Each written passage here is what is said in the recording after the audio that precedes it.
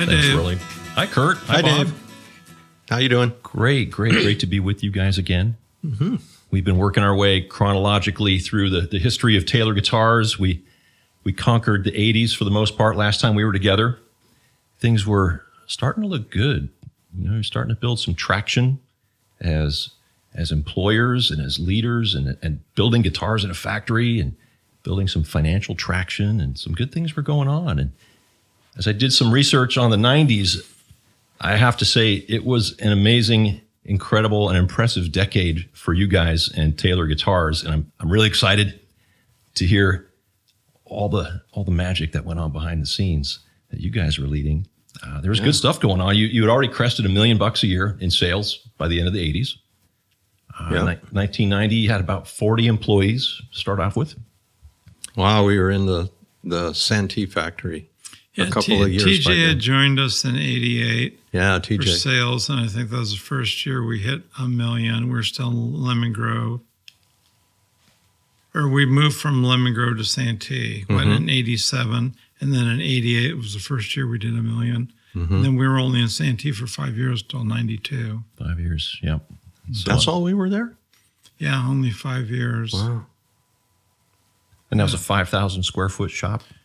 Yeah, that we added 2,500 square foot down the street, separate building when we started the case factory, because at about 8 guitars a day, I thought, well, that's like a break-even amount of cases that would justify all the work to do that. And then we added about 2,500 square feet in the same building, so we left there probably with about 10,000 square feet of space, Yeah, we were doing 4 guitars 3 days a week, 5 2 days a week, I think. When we left Lemon Grove. And then we increased and we were making more guitars than we could sell pretty quickly in Santee. About 6 guitars a day. We're like, whoa, we can't sell this many guitars. Okay. And then Robin Sandusky had worked doing bookkeeping for me in Lemon Grove. I think she had her second baby, and had she left there? No, she was still with us in Cajon, wasn't she? But Patty Rich came. Your mother-in-law was working for us in Santee. In Santee, yeah.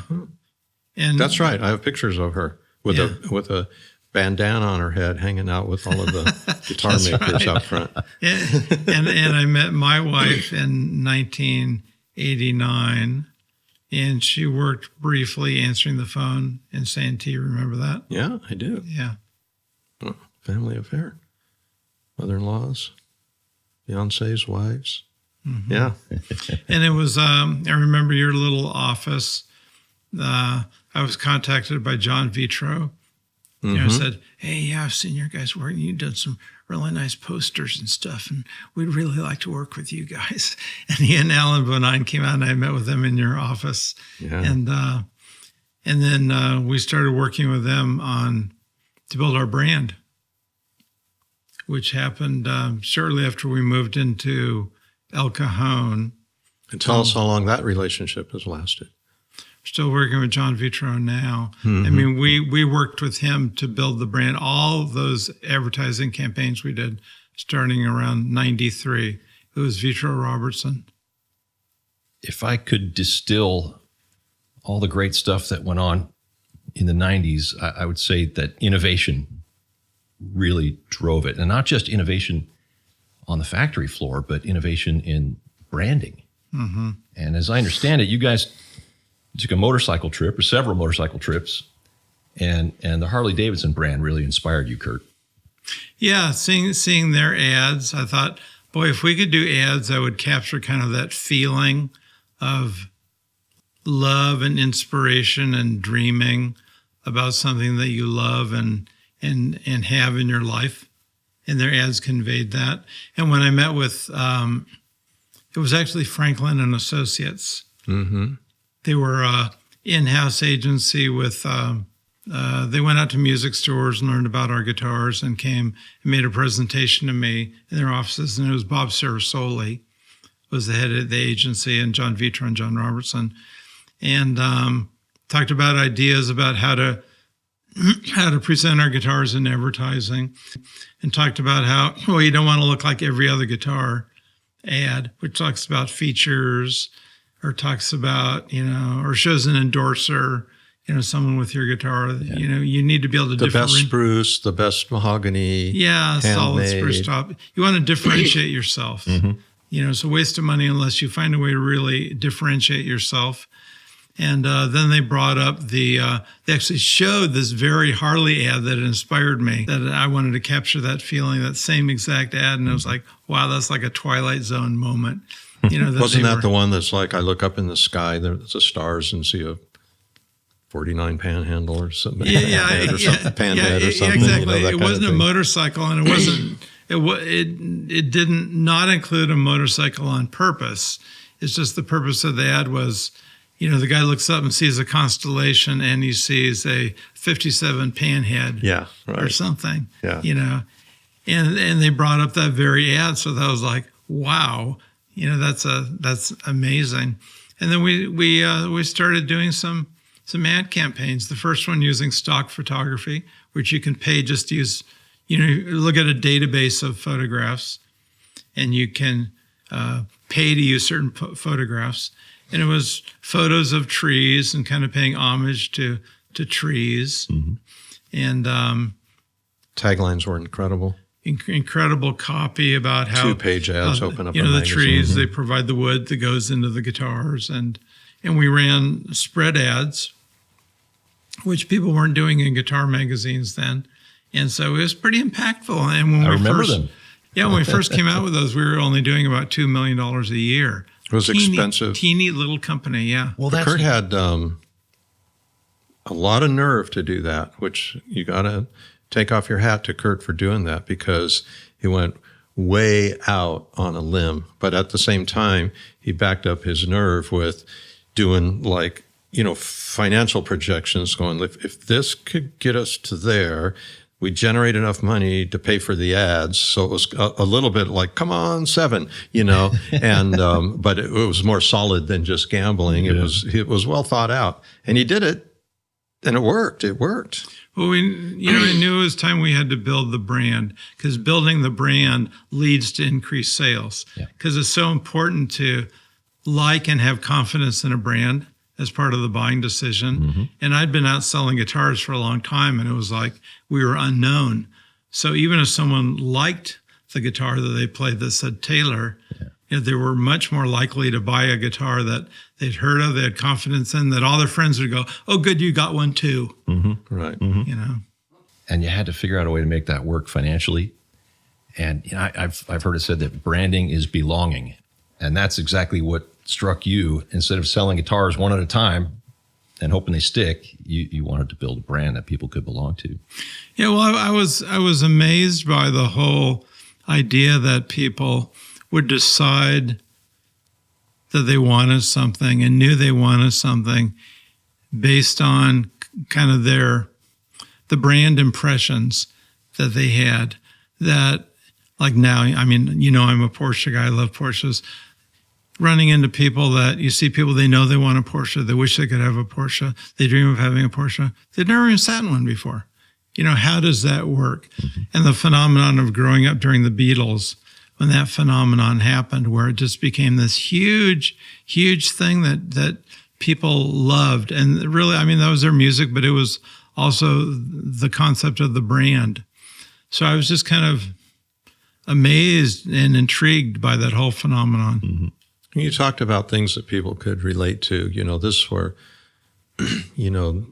Petro Robertson really helped, because, here you're doing a guitar ad for a small company and big giant spread with a blue sky, a meadow, one tree type of thing. And the tagline said something like, out of all the trees in the forest, only a few get chosen to play beautiful music, right? And then it says, come to think of it, it kind of works that way with people too, right? And so someone would read that and they would feel, wow, they're talking about me, they're talking about a guitar, and then there's this little tiny, Taylor headstock poking up at the very bottom that says Taylor.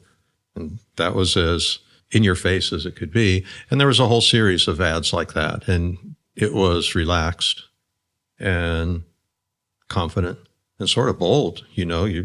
Here's the inside of the front cover, the inside of the back cover adds endorsers, and so-and-so plays a guitar.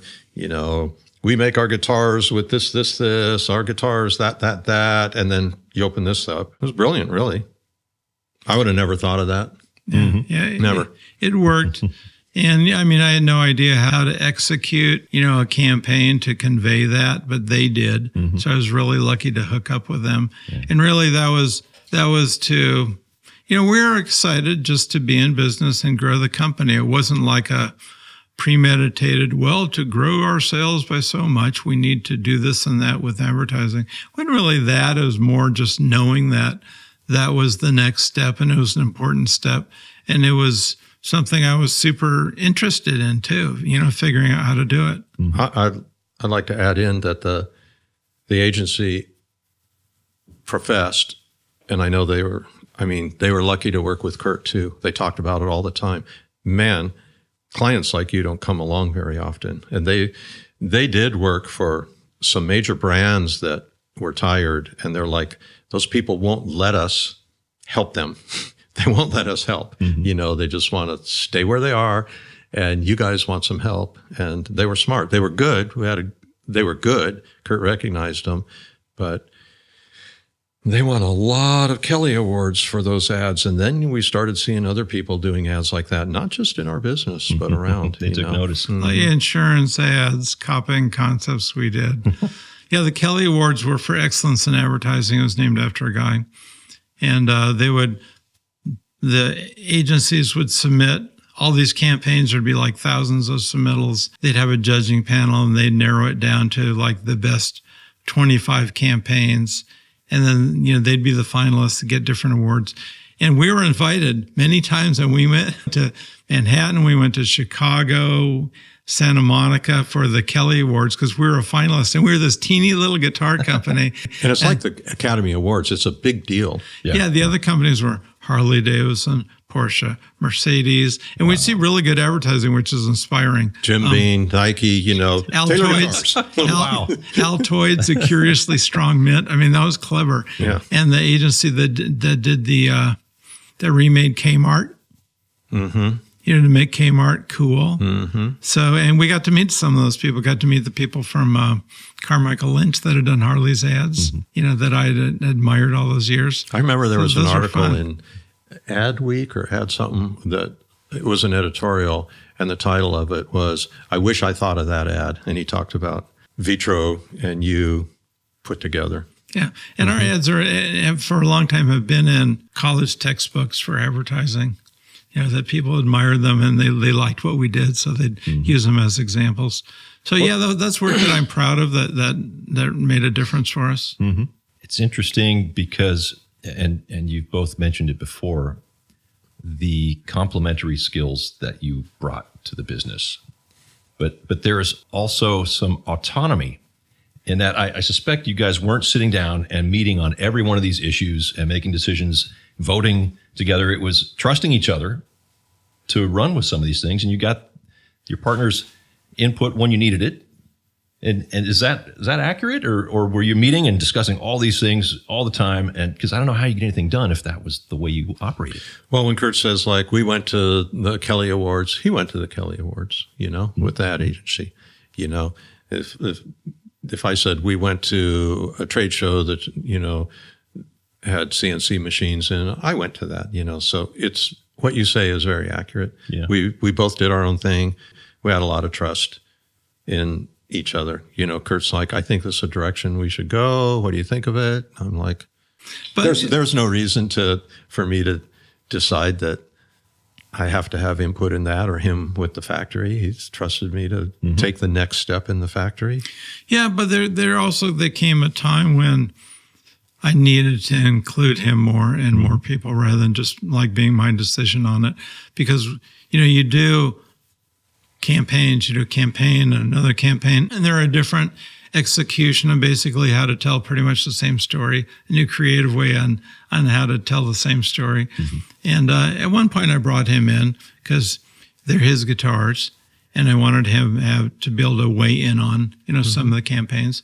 And there were some that, and that also can kind of, you can feel like it can hurt your feelings a little bit because you're like, oh, I really like this. I did this work, or maybe he didn't like it as much, and it's the sort of thing that Andy has had to go through. Me too. And you bring a guitar in that you've designed, and it's like people sit around a big giant table and give their opinion about it. And you're like, oh, my baby. okay. Yeah, exactly. So, you have to develop a thick skin on that. But then there are also campaigns we did later where, I'd be like, I don't think we can say that. And he'd be like, and because I'd be thinking he wouldn't like it. And that was one of the most popular ads we ever did. One of the most popular, but he it. thought, maybe I'd be a little sensitive about, but no, it was an incredible ad, and it said a lot. It really said a lot. Yeah. Especially after years of personal letters from people writing in saying, this guitar got me through this guitar got me through that. Well, that's where the ad stories came from. It came from people that had bought our guitars. John Robertson went through owner registration cards and took people's stories. So the stories we told in the ads were Taylor owners' stories. That's where they all came from campaign to campaign to campaign. Those were actually Taylor owners' stories that we found a creative way of expressing. Well, John told me once, way back when, he said, usually companies go through steps. They start out talking about themselves. And eventually, when they're successful, they'll talk about their customers. He goes, and you guys are just skipping the whole talk about yourself part, and you're talking about your customers. And he goes, that's rare. So anyways, all of that is Kurt's doing, figuring it out, having the vision for it, hiring the right people, sticking with them. He didn't hire cheap people, hired good people. I had people that he could agree with, and he had the nerve to do it, and he figured out how to pay for it. And sometimes I had to pedal faster, make the guitars, but I'm always excited about making another guitar. We're going to get to that. And John Vitro was the creative director. John Robertson was the copywriter. And although they collaborated on the concept, obviously, John Robertson left the agency. They brought in another partner who sold or something. But we still work to this day with John Vitro. Wow. But you guys understood that a great brand wasn't just good ads. There had to be something else that was part of the DNA of your company. The way you worked with vendors. It has to represent the company itself. It can't be a phony thing. It can't be, oh, we're going to do a new campaign about our brand. It's much harder to create a great company and then tell the story that represents the company and your culture and your brand than just come up with some clever ad, without that doesn't really represent what the company is. Yeah. Well, the great ads are nice, but did you consciously think of how those ads could kind of come back inwardly into the culture of the company? Or was it just something that kind of formed on its own? Or it has just expressed us. Yeah. Don't you think? I don't think there was a circular thought in that, or that we were advertising to ourselves, so to speak, or that our employees would read it. And, it's just, we just ran our company and literally sort of fought our way through the day most of our life, and then, but there was some inspiration along the way, and there were things that we invested in that seemed durable. Some of the things we did were temporary to get us to tomorrow, but there was always something that was durable, and that helped us be better next year. And usually when we're in a fix or we're really trying to fix something, I'll say to people that work for me, I'll go, we'll come back next year and talk about this and see how much progress we've made, not tomorrow. And I remember I had a HR director when we were 75 people or so, and she said, "Oh, Bob, this is so hard." And it's like, "Oh man, I just can't." And just kind of to be sort of funny, I go, so how many people do we have right now? She says, 75. I go, how many do you want to fire today? Like 45 of them. You know what I mean? Life was rough. I go, last year, how many did we have this time? Well, like 30. I go, how many did you want to fire? All of them. I go, well, then it's better, right? We've made improvements, right? And sometimes you just have to look at a longer, it's like when someone comes in and goes, well, your puppy grew. And you're like, really? Or your kids have gotten so big. Oh, I didn't notice, right? So to me, you can kind of take a long-term view. And a lot of that is those little things you do that are durable. I'm going to fast forward. So 1990, you had 40 employees. Yeah. 1999, you had 300 employees. Oh, my goodness. That trajectory is amazing. And it's not just the number of employees, but it's the guitars you're building each day. That number just went up and up and up. What were we building in 1999? Do you have that stat? 1999, 116 guitars a day, 26,000 a year. Wow. Versus 1.9 million in 1990. That was a growth. That's amazing trajectory, guys. Yeah, the market was good. The guitar market was good. And the guitars we developed, people responded really well to. I mean, we had a lot of growth through that whole period. We talked earlier about how we made guitars. Always guitars that were easy to play, guitars with cutaways, guitars with pickups. We'd responded to that. The guitars we developed, people responded really well to. I mean, we had a lot of growth through that whole period. The whole unplugged thing happened, and we really rode that wave, and we were ready for it. We learned how to make guitars. They would turn out when we made them. Bob wanted to make more guitars. I wanted us to make and sell more guitars. And we really rode that wave through the 90s. And we never had a case shortage. Which was important. You were building your own cases. Yeah. No, it's good. It really is important because when we were making 10 guitars a day, we had a huge case shortage, and it wasn't solved by outsiders, But it was, I've always said, well, you can advertise all you want, but you got to make guitars if you want market share. You got to have the guitars out there if you want market share. You can't do it just in the mind. You got to do it physically. I love making more guitars. Kurt, you mentioned MTV Unplugged. I was talking with Monty Montefusco, and he reminded me that the very first episode of MTV Unplugged were the two guys from Squeeze. And the very first guitar that you can see is a Taylor guitar. Wow. The inaugural episode, the first guitar you can plainly see is a Taylor. I didn't know that. It was November of 1989. Wow. And it probably was a grand concert. Could have been. Because we didn't come out with the Grand Auditorium until 94. Yeah. So all those early 90s years and all the artists playing our guitars, we talked about this earlier. Played the they were guitars. grand concerts. With a cutaway and a pickup. Yeah, and it was really, the guitars we developed that weren't copies of other guitars that have contributed to our growth and put us on the map. The grand concert, the Grand Auditorium, etc. Yeah. Chris Difford. Yep. Playing the Taylor. Yep. It's pretty cool. Really cool. So building more guitars to support all these ad dollars that Kurt's spending.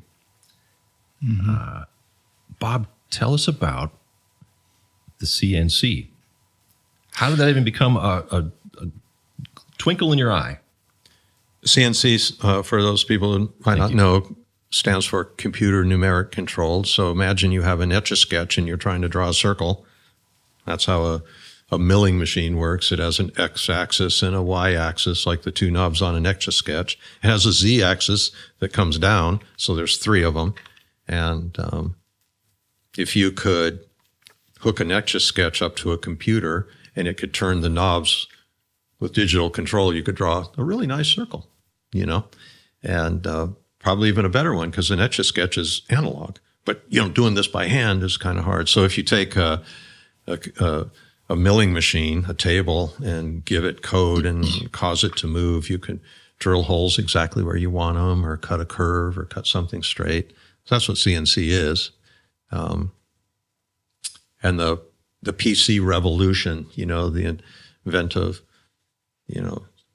Microsoft operating system, the personal computer, all of that worked its way in to where you could control some of these machines from your desktop, just like you were able to start doing word processing from your desktop, or photo fixing from your desktop with Photoshop, or desktop publishing, all these kind of things.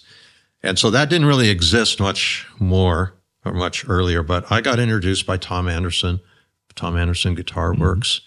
People listening to this, I'm sure, know of his guitars. And him and I met at shows. And Tom had worked for Dave Schechter Guitar Research, and Dave closed it down. I can't remember what happened when the company, his association with the company ended. And Tom worked for him. So Tom went home, and I believe his story is he wound pickups on his kitchen table, started selling pickups, and that turned into guitars. So I met Tom at a show. We started becoming friends, and he said, "Hey, I hear you have some really cool things at your factory. We'd like to come down and take a look." So he came down with one of his guys, and I'm showing him through the factory. And I had this old machine that was from the K Guitar Factory that was a gang saw. It was this thing I bought as a boat anchor, rusty old thing, and I completely did a frame-off restoration, set it up. We'd run our fingerboards through it, would cut all the fret slots at once. I was pretty proud of it. And when we got to that part of the tour, he goes, "Wow, that's pretty cool. That's fast." I go, "How do you do it?" He goes, "Well, we have a CNC mill that we just program, and it cuts the slots one at a time, but right where they go." I'm like, "That's it. Tour's over. We're going to your place." I mean, I literally said that. And the next week I was up there. Yeah. And the next day I'm like, "Kurt, we have to buy one of these. This is our future.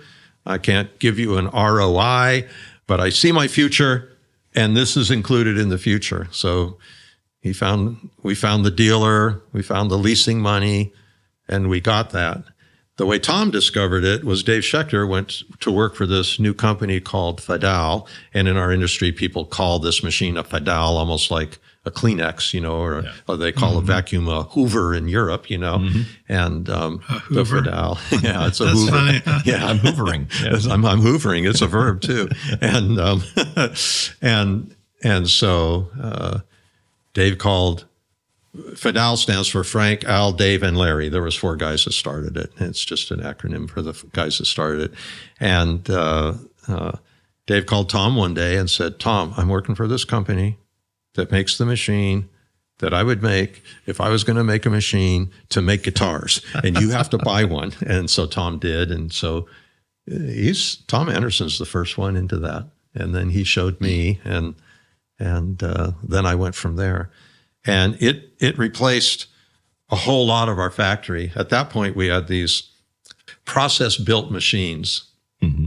You know what else you call a gang saw that cuts fret slots on a fingerboard? The other name for it is a boat anchor. Because when it's not cutting fret slots one day, it's worthless. But a CNC mill, when it's not cutting fret slots, it can carve necks. Or let's say you go out of business, you can sell it to a machine shop, right? So this is a very flexible machine that can do things. So it replaced drill presses and drill jigs and routers and shapers and saws. And so it obsoleted a whole bunch of things in the shop. Yeah, here it was cheaper to own it than not to own it. You had more floor space when you were done. All of the, and you could make the tools. If you needed to cut, something to make a side bender, you could do it on that machine. If you needed a special tool to make a guitar, or molds that were accurate to put your sides in, you make it on that machine. So we had one of them. And I remember the man that worked for the leasing company that came out and approved us for this loan, and it was $120,000 expense. Big expenditure given the size of the company at the time. Yeah, it was a big deal. Yeah, to buy the machine and to buy the software to run the machine. We bought a program called Mastercam, and we still use it today. And I mean, in those days, it was an IBM AT personal computer, no Windows yet. You turn it on, C:\/ comes up.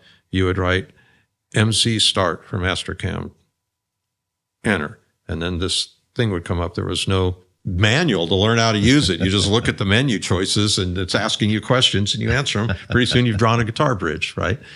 And so I said, well, it's amazing that you guys approve credit so easily. He goes, well, the only question that you're going to ask yourself after using this is, when do I get the next one? You know, They knew. and he was right. And we bought the next one pretty soon. Yeah. Now I guess we have 60 of those machines, 60. something like that. I remember how excited we were when you got that old gang saw. I was thrilled. That was really exciting. Yeah, that was exciting. Yeah, I had a bunch of stuff, just dedicated things.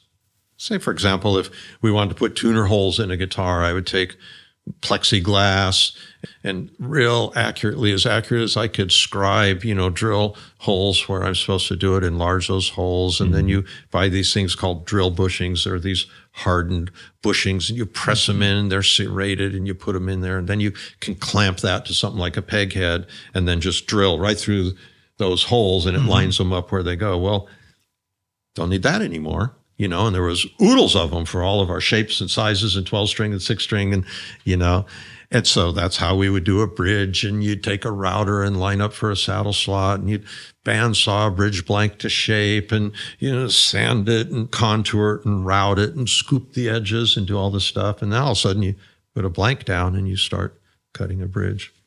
And there was a lot of opinions about that out in the world. I was going to ask about that. A lot of opinions. Is it still handmade? Right. Oh, they're not going to there they go, getting rid of employees again with robots. And it's like, well, back then I said, well, I had 75 people when I bought the first one. Now I have 10 of them, and we have 300 people, so I guess we didn't get rid of any people. Right. No, you increased the number of employees every year. Yeah, we grew. It grew our business. Yeah. Right.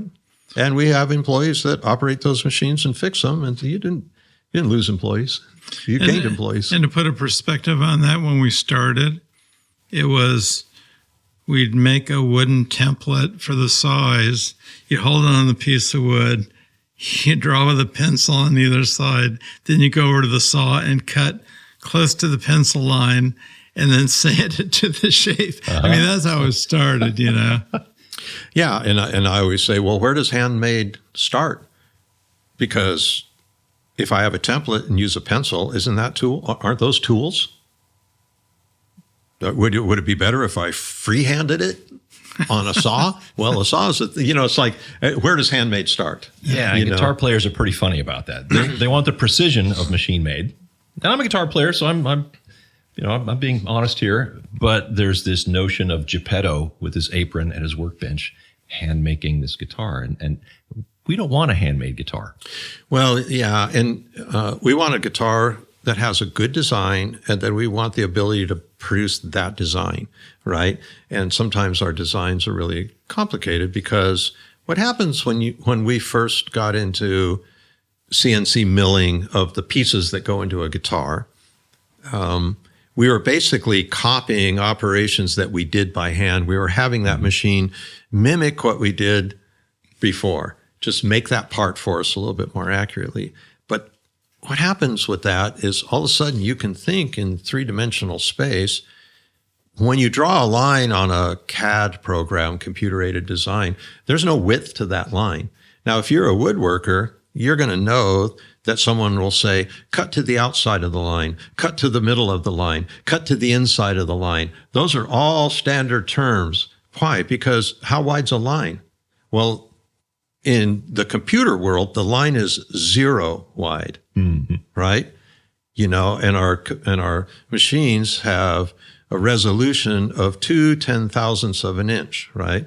So that's its resolution and its accuracy. So in reality, if you cut to the outside of the line, and the inside of the line, the difference would be 2/10,000ths. 0.0002 is the difference between one side of that line and another. So you're accurate. Whereas, when you're doing something with a pencil or this type of thing, you really don't even really know where the line is. It's got width, and the duller your pencil it gets, the wider the line gets. So we make these parts and we put them together. But I think if you were to ask me now, all these years later, and with everybody, even people that make guitars by themselves, they're using CNC. Everybody's either buying a part or contracting a part, or they have a small one in the corner and they're using it. Everybody uses them now. That would, just like everybody uses a digital camera and fixes it. Even if it's just on your iPhone, you edit that picture, right? And they do the same thing with their craft. But I would say now it's more like benchmade is probably the word that's risen out of the 30-year debate, meaning that one person or maybe one person, a helper, makes that guitar from the wood to a finished guitar. So then that person who wants that bespoke instrument sometimes feels really wonderful that you made that whole guitar by yourself. You thought of it all the way through. And there's something valuable about that. I love that approach. It's really wonderful. But I like factories. I love factories. And if I think of the best guitars that are the most valuable sought after guitars today, name one that was bench-made. They're all factory-made guitars. Right. Just name the first top 10 guitars that you think of that everybody would like. The most valuable ones out there. Yeah. You could name every one of those models. They all came from a factory. Factories are good. Factories allow regular people, and a lot of them, to have good stuff. Would you want to go to a really high-end restaurant where all the cooking and meals were done by robots, and every meal and dish was identical to the next one? No, you want some variety there. Absolutely. Yeah. Well, actually, there are a lot of restaurants like that. That's what quick service food, they call it. Used to call it fast food. Now it's called quick service, right? But that's pretty factory made. Yeah. And some of it's pretty good. Everything's on like a timer and it flips it and everything else. Oh yeah, and it comes sort of pre-made. If you go to any hamburger joint or anything like that, it's a Whopper tastes like a Whopper, no matter where you go. That's true. If you like the way it tastes, it's great. If you don't, you got to go to Five Guys or something. Yeah, true. But this is what just a plug for Mexican food, because we live where taco shops are. Yep, that's fast food. Every one of them's different. That's That's what you call bench-made food. Yep. Right? Taco stands they've got a kitchen and they chop that lettuce, they chop up that stuff and they make their tacos, and theirs tastes different than this one, That's cool. Yeah. That's true. I want to say about the CNC. We got the first one and then the second one, etc. He was so excited about it. He was down there like every night. I mean, it was a lot to learn how to program it and how it worked. And he was just fanatical about it. We're at that age, too, where you get into something and you're just like, every waking moment you want to spend doing that, whether it's that or, I'd work every evening doing bookkeeping, just to see how we were doing and make projections and stuff. That was really a fun period. It really was great. It's fun to be at a point in your life where you're so turned on about something that you just want to do it more. You want to do it. And you're winning at it. You're winning at it. And so I had this machine I didn't know how to use. There was computer code. I didn't understand it. I learned it almost by like being dropped into the middle of a country, and the next thing you know, you're speaking their language because you're forced into it. So I would write code with the software, and then I would go out and read the code that came down, and it's just nothing but coding, but it's coordinates and instructions, and then it wouldn't be right, but I didn't know I could edit it on the screen, but I didn't know what to edit. So then I would go redo it, rewrite it, post it again, and notice what the difference was, until pretty soon I could kind of read that code, scan through it, and look for things that would cause it to crash or make a mistake, those types of things you don't want to do. But interestingly enough, when Kurt talks about that, I would come in after dinner or stay late and work for hours on end in the evening. And I put on earphones and I turned on a CD, which was Nancy Griffith's Storms was the album. And the first song is dun, dun, dun, dun, dun, dun, dun, dun, dun, and then she's like, I don't want to talk about love now, and if I hear that song right now, because I listened to that song every night for I listened to that album. That's what I put on. I just played it over and over. I didn't want to pay attention to it. And it was a great album, went through the whole thing. I taught myself Master Cam and Pedal, listening to that album, quiet at night by myself, drawing stuff, going out there, running it, see what happened, try and figure it out, come back, put on my earphones, do it again. It's pretty funny. So that thing's almost like an olfactory, you smell a crayon or something, or Play-Doh or right something. There. Just takes me right there. She passed away a few years ago, right? She did. Yeah, she did. She was a wonderful customer of ours. Yeah. Played our guitars. She was one of the first people to really show that guitar. We had company cars then at that period too. We got them. We hadn't had them. Well, the company had a car that had bought me for all the sales trips in the after we bought Steve out in the 80s, and then into the then in the late 80s, I still had that one Volvo I'd used for all the trips, and I wanted a different car, and I got a brand new Mercedes. I leased a company car, and Bob was like, I think he had a truck or something. It was a little bit of a bone of contention with us because I had this Mercedes. He didn't want a Mercedes. He wouldn't want a Mercedes, but we then went and leased him a Volvo wagon, which really suited his needs at the time. I tried to talk him into a Porsche. I took him down to a Porsche dealer, and we drove a brand new Carrera. This is like around 88, and it's like, well, we weren't going to go for that, But we did just recently go up to the Porsche Center in Porsche Experience Center in LA. In LA, up by Long Beach, and we drove Porsches on the track together with a group of people and financial advisors. That was the people that led us to and through our ESOP. Yeah, Chartwell. Right? And, that was fun. And those cars are amazing. They're good cars. They're really, really amazing. Yeah. I drove that thing 10 feet and I'm like, well, maybe I should buy a Porsche. It didn't take, just getting it out of where it was parked to there. You're like, wow, I can see what Kurt likes about this. Well, a lot of it, just as a brief aside, it's what Andy talks about with guitars and how it feels. And does it make you want to play it? Something that feels really right and makes you want to play it. And that's something that Porsche has really mastered too with a lot of their cars. Just the feel of this thing when you drive it is like, man, I want to get back in that. Makes you want to drive it. To make a horrible pun, you cracked the code on the Fidel. Yeah, we started using it. We started using it for things. We were able to start changing the design of the guitar to things that you could think that you would never allow yourself to think in the past because that you couldn't make. So when you're designing something, you also at the same time know that you've got to be able to build it. And if you can't think of a way, then you will design something different. And all the way up until the CNC moment, which is really just micro manufacturing. It's not just guitars. It's people that make bicycle sprockets, bespoke things that, high-end, custom, whatever, was able to, now it's not just the property of, or the advantage of Ford or General Dynamics or someone like that has a team of PhDs that can write the code to do that thing, but it's became available to small businesses. And this micro manufacturing boom just took place starting in the early 90s.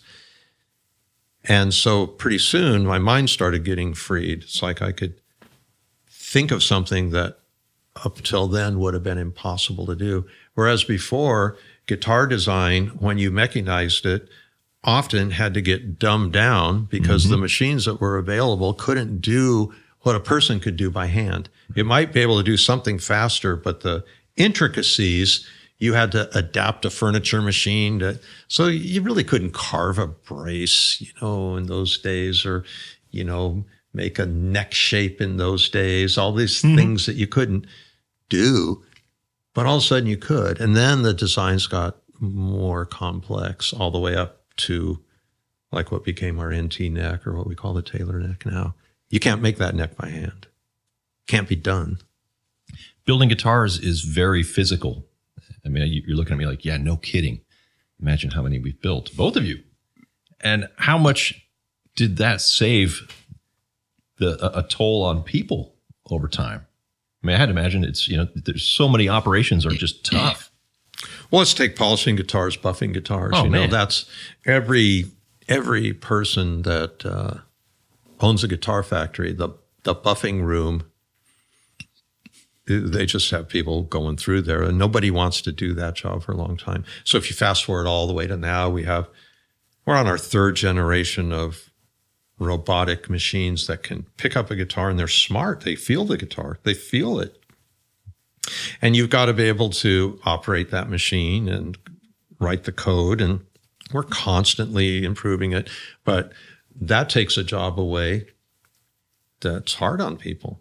And it's easier to enclose, say, the dust. So maybe if something's inside an envelope that's completely closed and there's got dust collection on it, and you're in there carving a neck, or you're cutting ebony or sanding ebony or rosewood or doing something like that, making a shape of something, and this dust is just going away, right?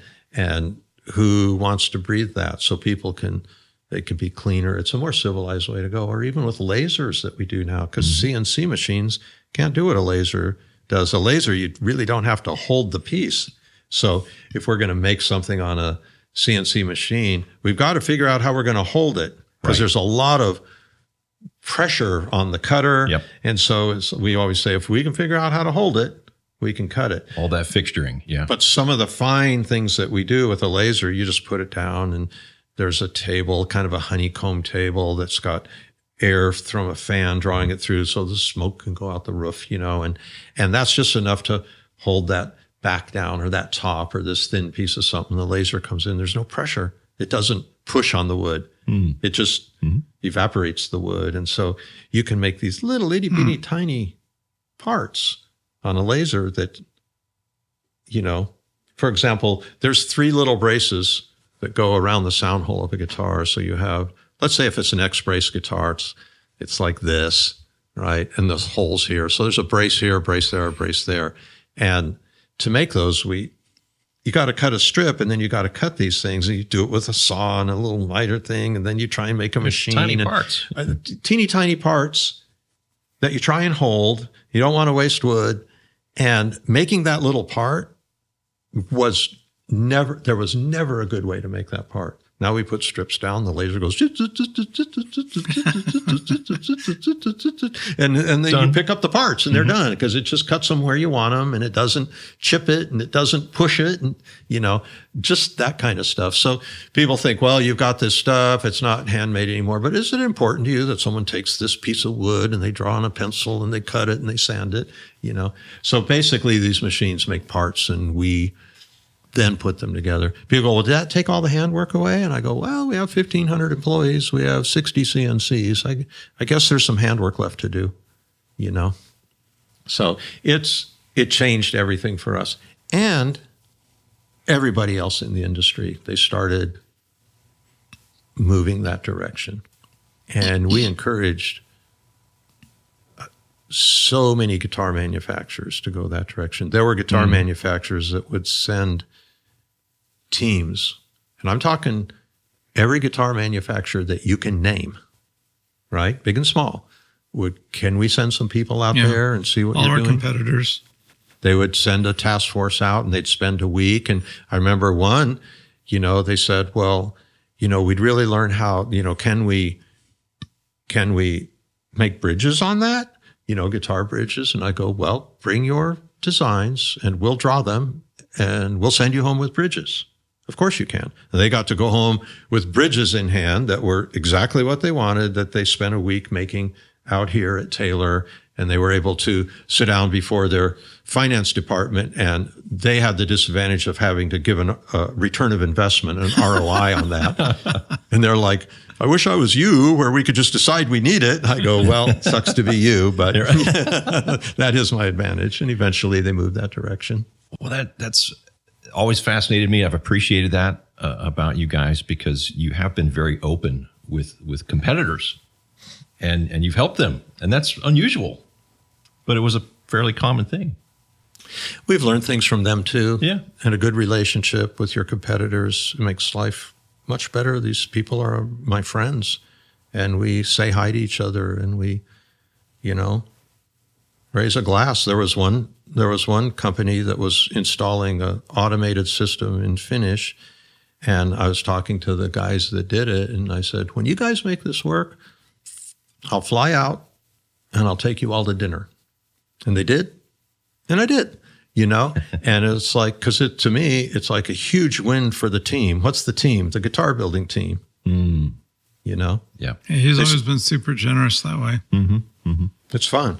And to this day, I have a lot of friends in this business, and I can call and find out how it's going, and it helps us to know.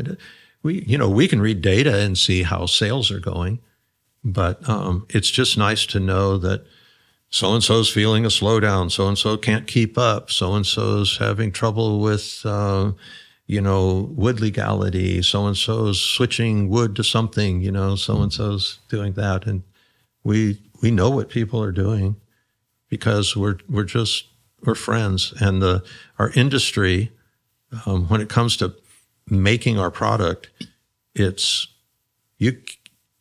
always say nobody understands a guitar maker like another guitar maker. It's a pretty small fraternity. It's a small fraternity. And also people will change companies. Something will happen, they get laid off, or things don't work out, and then next thing you know, they work for us, or vice versa.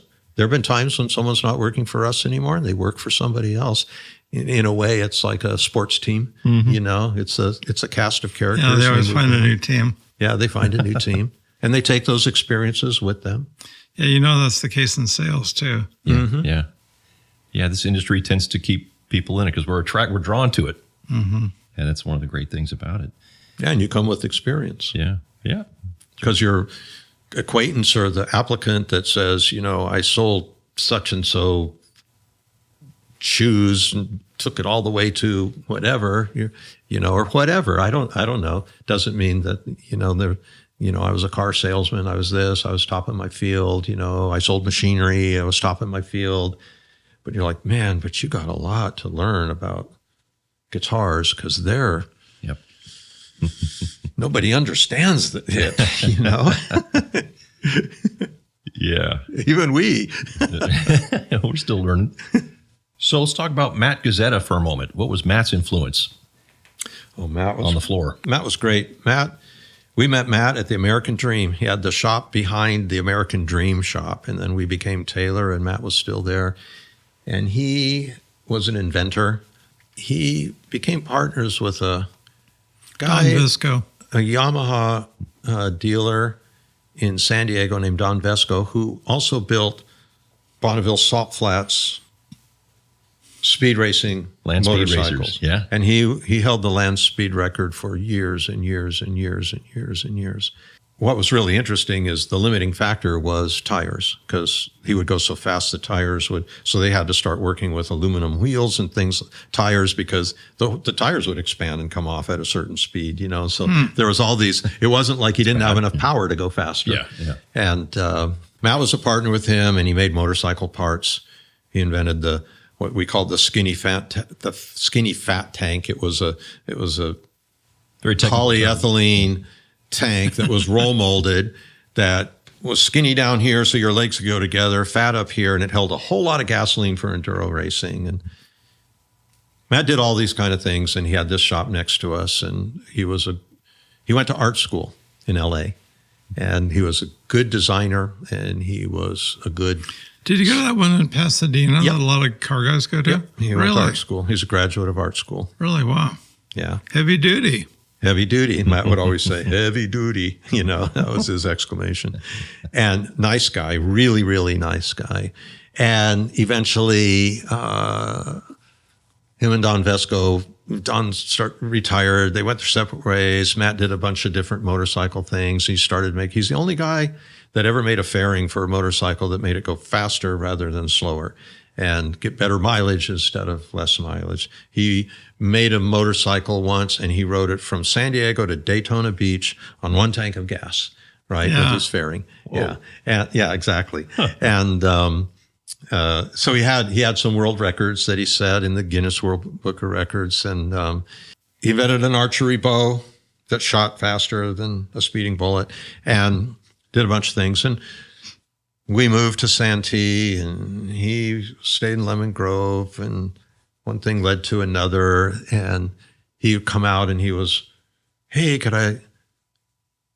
could you make me this thing on your Fidal? I need to make a case for my bow and these types of things. And start hanging around. I go, hey, would you like to do a little bit of side engineering and work for us? I have the CNC now. And so I taught him how to do that.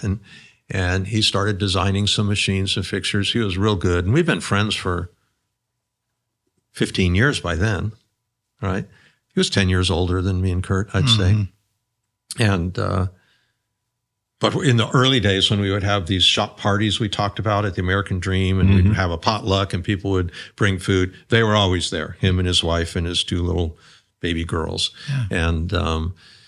And so I started hiring to just help. And then pretty soon he was working full time doing that, but didn't want to be employed. And then after a few years of that, I said, hey, Matt, the only thing that you're not getting by being employed is you're not getting vacation and you're not getting health benefits. You're not doing all this. Your life wouldn't change. You come to work every single day. We're 1099ing you. Why don't you just drink the Kool-Aid? Come on in. And he's like, well, Sandy would like that. That was his wife. Yeah. And so he did. And he stayed with us until he retired. But he really, really helped us along the way, because I needed more help as the company was growing. I was doing more things than just making the tools myself. And remember, I had a job on the assembly line for the first 18 years of our company. And so I was out there making guitars every day, and I'd make tools at night. And so Matt was able to help. And then we grew our tooling department from there, one person at a time. Did he help you with your neck joint design? By then it was the whole team. Okay. Yeah. He helped you. Wayne was here, who directs that department now and is incredible. But yeah, he helped you with your fretboard radius sander, right? Sure did. Yeah, he helped with all kinds of things, different machines that did stuff, and some of the first side benders that we did. By the time that we're making some really complex stuff, we had a pretty well-oiled team that we could take a design, and Matt was clever and could throw out ways of doing stuff, and I was clever. And we started using Matt more to do research into things that we don't know how to do, because he was clever and interested in everything. So I would say the last 5 or 6 years before Matt retired, it was, hey, Matt, find out about, 3D printers. Hey, Matt, find out about this plastic. Hey, Matt, he knew a lot about materials. He also knew how to research, so he knew how to find out about stuff and come in. And so he could go out and come home with information, and then we could design something and make it work. He was a good, big part of ours. And during the real Matt years, people would come out and look at our factory, and they'd always go home saying, where can we get a Matt Cazzetta? It's like, there's only one of him. He was super amiable. I'd always say, if you can't get along with Matt Cazzetta, you're fired. It's not him. It's not him. It's you. And some of those things like the fretboard radius sander, sanding the top of the fretboard to the right radius before you fret it. Prior to them, Matt and Bob inventing that was one of the things that would wreck it's like the buffing. Oh, yeah. People's wrists and wear out their body parts doing it, So it was better to be able to do it that way. Yeah. Well, one of the things that I learned from 2 people kind of at the same time was John Carruthers, who was the repairman at Fred Wallake's Westwood Music. He was a great repairman. And he taught me how he'd refret a guitar and he'd sand everything straight and he'd have a good neck. And I'd have necks that were kind of squirrely like this. And I go, well, maybe I should just fret every guitar and then refret them, kind of in my mind. Well, how about if I not fret them, I put the neck on and then I sand it straight after the neck's on.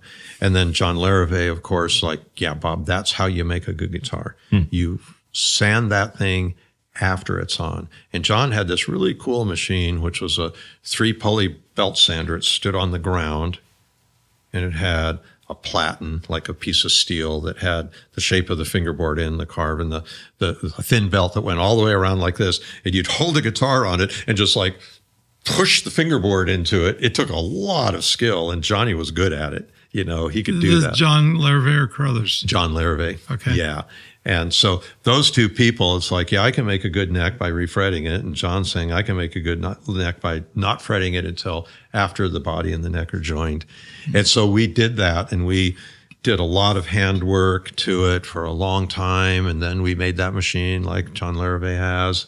And I call him Johnny a lot of times. That's why you got confused. But John Larrivee would push. We made that machine, and it was a hard thing to teach people how to use, but they got okay at it. But we did a lot of that handwork, and we had, people get carpal tunnel and ruin their hands. Looked like Edward Scissor's hands with all this stuff, if they'd have surgery. Mm-hmm. Yeah. Yeah. Yeah. And Terry Myers, who's still with us today, was really the best we ever had at sanding out fingerboards. And he wrecked 2 arms and he finally recovered. But when we took a pedal and we figured out how to fixture a guitar in a pedal, and Matt designed that big wheel that we pop a belt on that changes belts. Yep. And we built that thing out of a billet of aluminum, and now we run a ton of those things, and it would run up and down the neck and sand it. Then we tap frets in and have a really nice neck. And of course, that all got supplanted by the NT neck eventually one day. That was even better. But, those types of things made guitars easier to build well. Mm-hmm. How does that compare with the Pleck machine that people talk about today? Well, what we try to do is make a guitar that doesn't need a Pleck machine.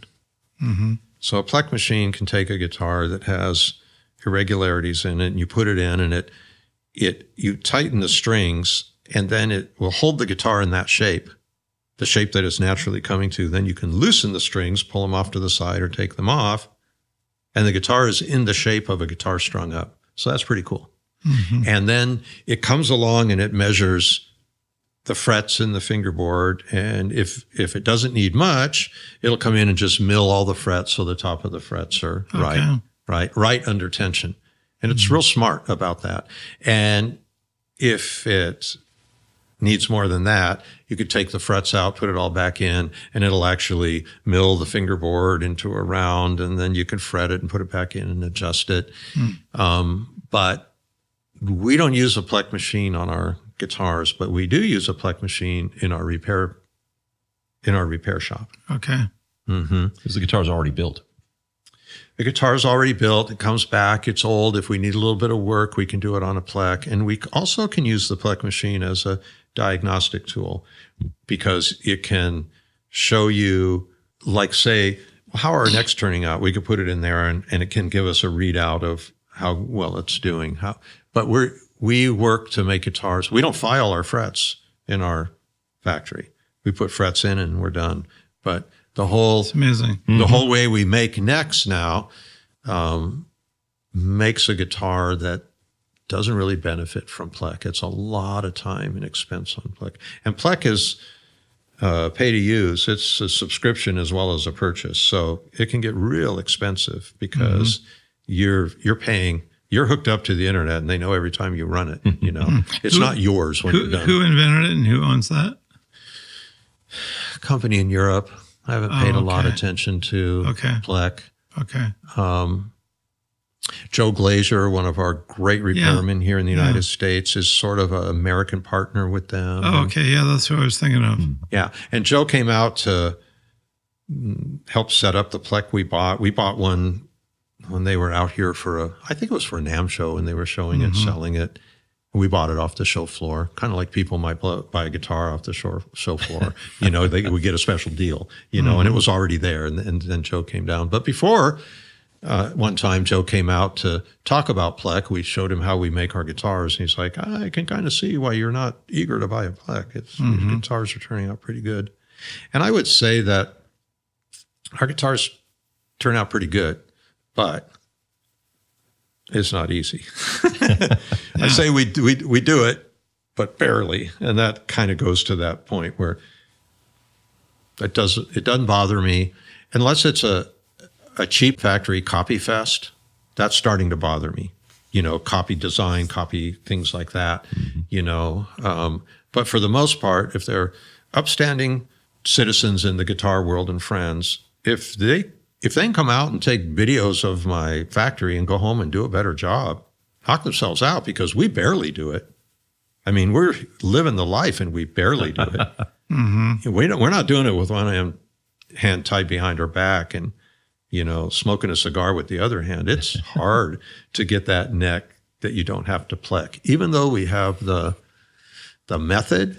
So if you hadn't invested in this technology, would you have felt pressure to reduce cost another way, say by taking labor offshore or something? Is that a pattern for guitar builders to figure it out? If you did invest, if you didn't improve processes and you had to remove costs somehow, is that the next step? That could have been a solution to growing the size of the company, but it would never have been a solution to making more guitars, right? And so I think that one thing that's interesting to understand is that we like making things. We like our company to grow. We like both of those things. Without this type of equipment, I would say that we would be a smaller company. We'd be a much smaller company. And who knows? I can't really tell you who knows whether growing the company would have won out over making guitars. I'm not sure. But I kind of think that we'd be a smaller company making less guitars. We were born in the right time for manufacturing technology. And we were the right people to do that. I don't know how Kurt feels about that. We might have gone and had some OEM guitars made, but a lot of those factories we call them put your name on here guitars. There are some good. Here's where the name goes. Yeah. Right. Some of them are pretty good factories, and they're coming a long way. There's some that you look at their factories and you're like, okay, yeah. But there's still there's some secret sauce in making a good guitar.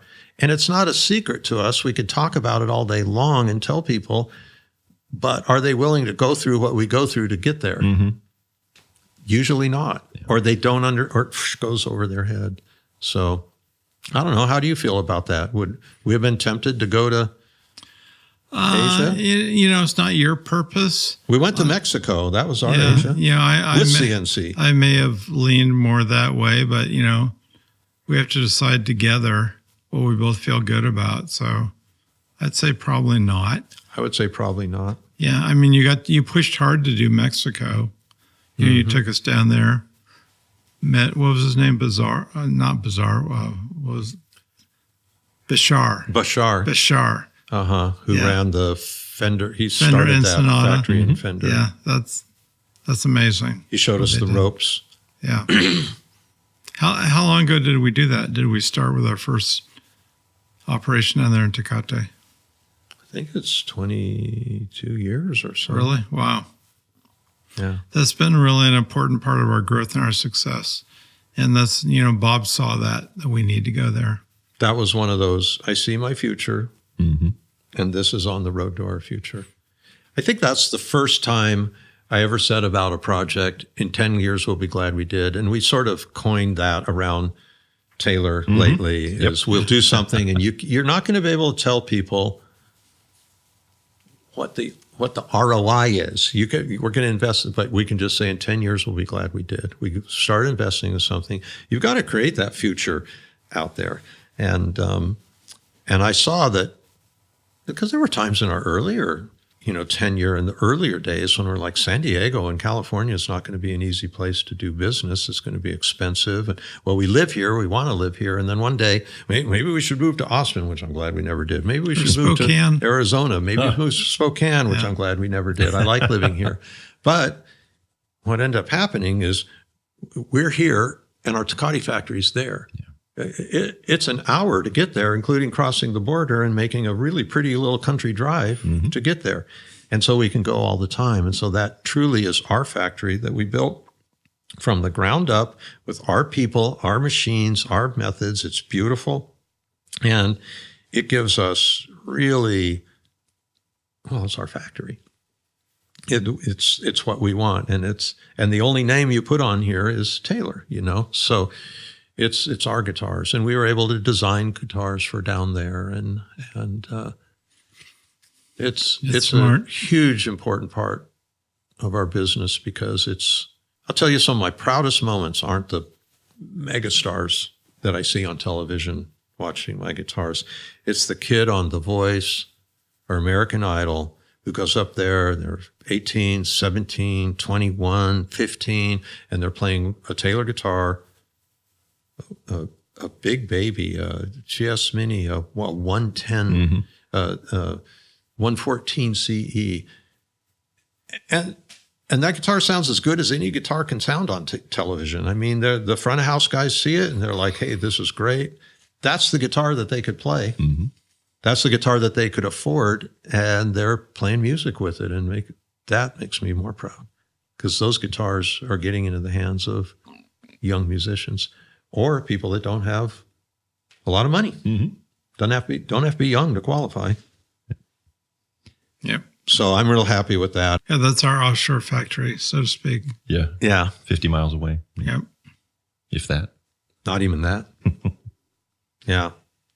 Now you mentioned, but I would say that CNC, back to your original question, without it, our company, we would not be making the amount of guitars that we make now. We would have to have an ocean of people coming and going, trying to make really, I just don't see people spoke shaving and hand carving 1,000 necks every day. Mm-hmm. I don't see that, or a lot of things like that. It's just too much. You reach a point of critical mass where you can't do it anymore. It's just too much, too many people. Not in the part of the world we live in. Yes. So guys, tell me about the, let's set the Wayback Machine to 1991 and the 410 model. What was special about the 410 at that time? That was in Santee. Bob got the idea of a $999 or $998, basically $1,000 American-made guitar. He got very excited about the project. What was the year? 91? It was in, we were still in Santee. And It was 2 years after our first Vidal. Yeah, which was 89. I don't remember where your inspiration came from. We wanted to make more guitars. You had the idea that you could make $1,000 American-made guitar. Well, a lot of the inspiration the wellspring came from the bridge, because there was so much. We would make a bridge that's kind of half done, and then we'd glue it on a guitar, and then we would cut a saddle slot in with a router. We were still doing that kind of a thing. Then we'd have to drill all the holes in the bridge and ream it out and cut the string slots and do that kind of thing. And all that stuff took time. I was always looking for the little things. So the guitar became a little bit simpler, but we were making pretty good necks at the time that were straight, even though we hadn't gotten all the way to the fretboard sander. And I thought, if I could make a pinless bridge, remember those early ones were pinless? And we can make the whole bridge, on the Vidal, and then just glue it in place and be done. We don't have to touch it again in the final. Final assembly took a long time on guitars, and it still does in most factories. It takes us very little time in final assembly, the way our guitars are designed now, even though we don't have pinless bridges anymore. But that was the original thought. And when I just took that, added up together, I thought, it's all really about time and materials, because your labor also has an overhead factor that's a multiplier of your labor. So if you save $1 in labor, you could save $2, $3, sometimes more dollars in overhead, because there's these costs that are like a bag of costs that you drag behind every single employee, right? And that factor is pretty high. It's more than the labor. And if you can be making more guitars, a lot of those are fixed costs, so the cost per guitar will go down. Yeah. The absorption. Yeah. So there's the absorption. So any time where I could save 5 minutes plus training or 5 minutes plus skill, That's a win. It's a win because you're saving the time, but you're also saving the forever in your life teaching the next person how to do it, And anybody that's listening to this who's ever trained a replacement or the next employee knows that on day one, you'd rather just do it yourself, right? And you know that you're going to invest some days or weeks or more to get that person up to speed. So imagine any intricate little thing that someone's got to have a lot of skill, that there's a little bit of danger involved too. It's like, oh, sorry, I dented the top while I was drilling holes in the bridge and chips were flying all over. Yeah. Okay, so now we got to go fix a top, right?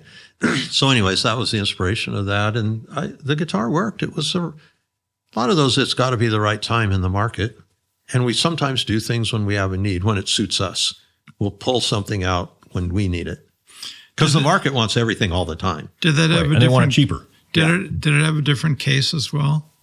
Did we make a different case for Yeah, it? or did we buy a case for it as part of lowering the cost? I'm trying to remember. I don't think so. I don't think we could buy cases then. Okay. Yeah. Different, maybe case with different covering or different plush.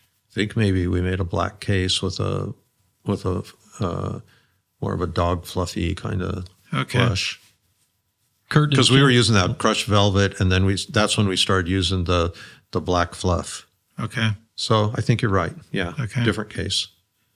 Did it change your approach to sales? Because now you had this new low price leader, and to avoid a rush for all the dealers to buy the lowest cost one, did it change your approach to the market at all?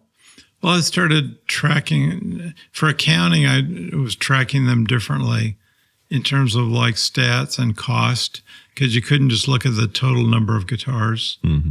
I mean, I started focusing on margins more and doing projections because, so many guitars. Well, which guitars so many of? Which guitars so many of? But you had purchase requirements to be able to purchase one. Yeah, I'd forgotten about that. You're right. Yeah. Oh, and the likes of guitars that we wouldn't let a dealer just switch to just the lower end stuff. Yeah, You had the to first support the that. first thing, it's like order 2 regular guitars and you get to buy one of these kind of a thing. Yeah. You made it. They had to qualify to be able to buy one. They all wanted it. They wanted that 998 guitar. They wanted that bad. And you're like, okay, well, I'm not going to just sell that and nothing else because you want that bad. So keep supporting us on what we already do. And we do that same thing now. Yeah, Everybody. that's always a challenge to have good representation, in the stores. And when did we then come out with the 310? When did that change? It was at least some years later. It wasn't a year later or 2 years later. Yeah, did we need a different price point? Did we reach a point where we didn't feel the 410 wasn't profitable enough? No, I bet what happened is $1,000 is a moving target in reality, but it's not a moving target in the mind of the person buying. There's this sort of price point. It's a gateway at a store. Under 1,000, under 1,000. Well, under 1,000 today is a whole lot different than under 1,000 in 81 or 95. Yeah. Right. And so I have a feeling that our costs rose and we had to let that go and replace it with another one. Mm-hmm. Maybe the 310 was $899, but I can't remember. I'd have to research that. Didn't one of them have a different rosette than the other or something? Maybe a different color stain? Could have been. Maybe one was natural and one was stained.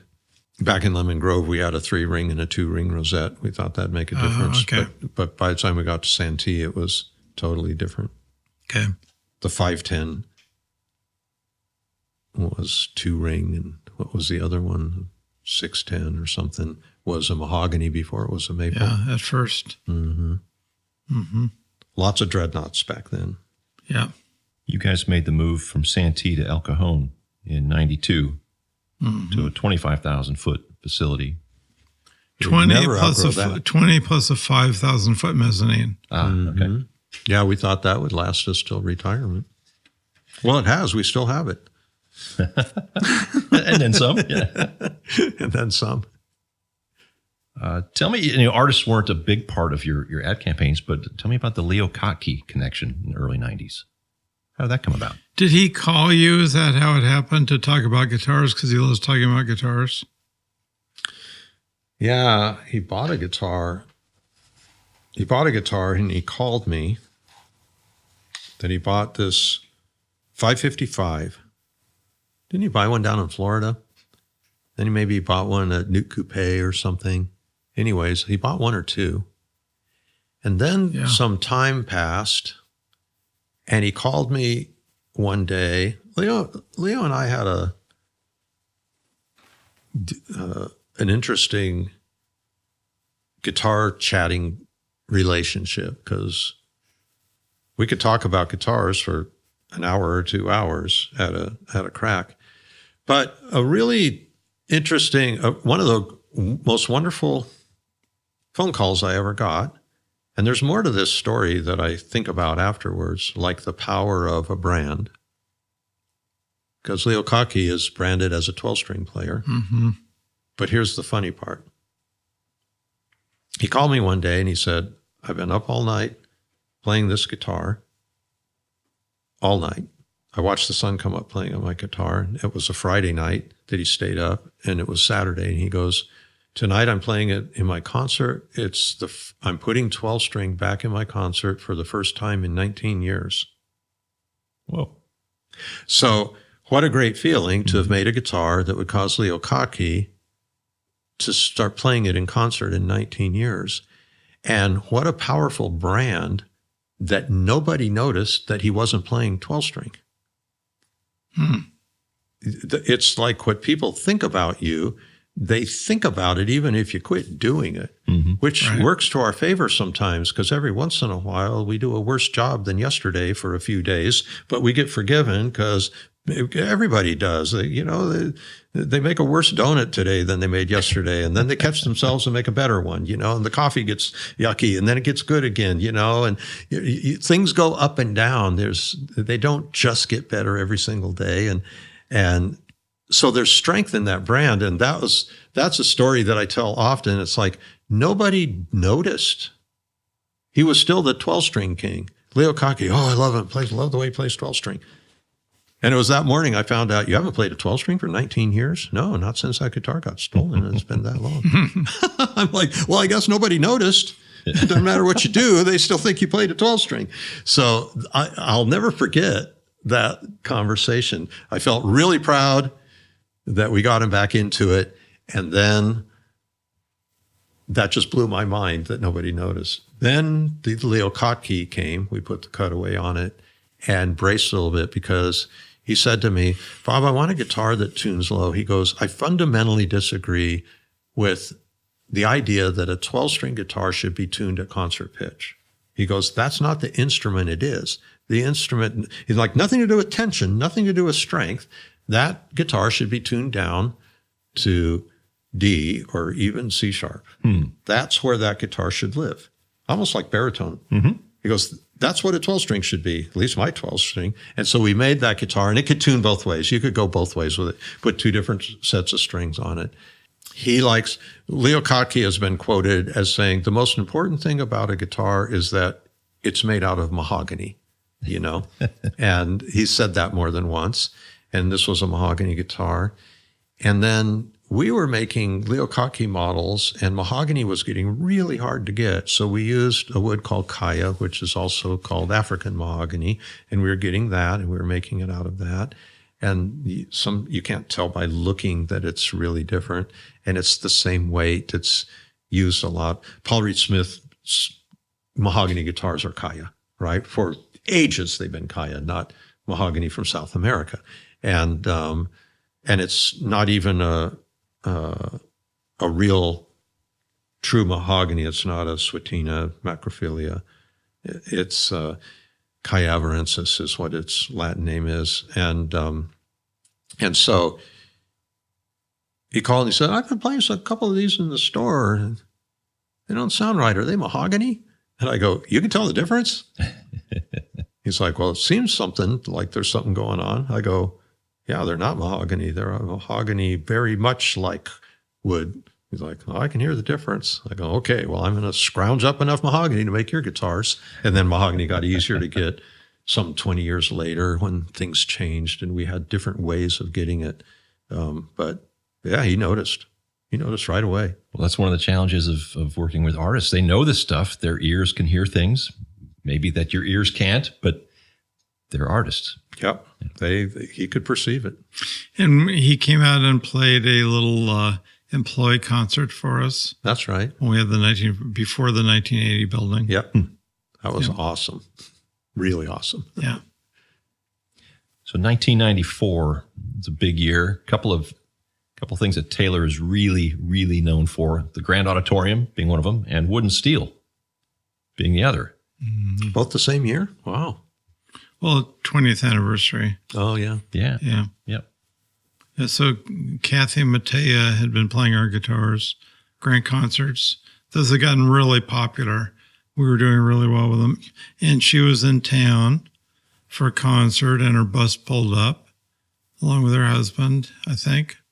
And she was getting a tour of the factory, and Bob had this other guitar in mind, the Grand Auditorium, and he'd offered to make her the first one, I think. Mm-hmm. Yep. He hadn't tooled for it yet. It was still in his mind. Well, we had heard from dealers for a while that wouldn't it be cool to have a guitar that's not a dreadnought, but basically the size of a dreadnought? Mm-hmm.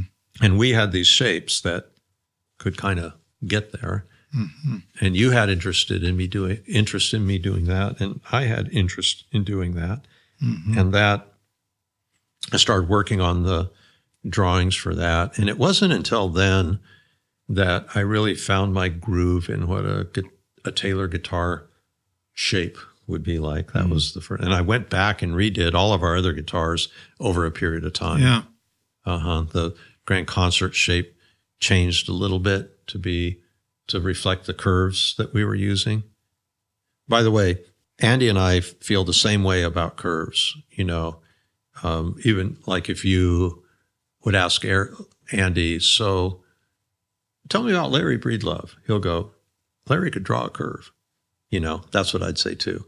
But Andy and I think if you can't draw a curve, you can't be a good guitar maker. Let's just start right there. And Andy's good at drawing curves. I trust him. Just what I mean is when you work it. I mean, when it's done, is it beautiful? Yeah. Just doesn't matter how you get there. Cars with good curves, it's good lines. So, anyways, that Grand Auditorium really became the guitar and that's 20 years into it that I felt like, okay, I'm off and running. I'm not making somebody else's guitar anymore. It really wasn't even before that, but they weren't my guitar yet either. They were all they were a little clunky, and they got better then. And so I made that first guitar for her, and it was I think a rosewood guitar, might have even been a Brazilian. It was a Brazilian rosewood guitar. She was having something special going on. And then we made her a cutaway one that was painted black, and she called it Blackie. She played that for a long, long time, and it got ruined in the Nashville flood. In 2010. Yeah, was it Center Staging? Is that the name of the place? Yeah. The river flooded. Yeah, which was a heartbreak for her and us. And it was the kind of ruined that you don't put back together. It's not coming back. Yeah. Which is really hard for us to say because we've put some flooded guitars back together. Mm-hmm. Yeah.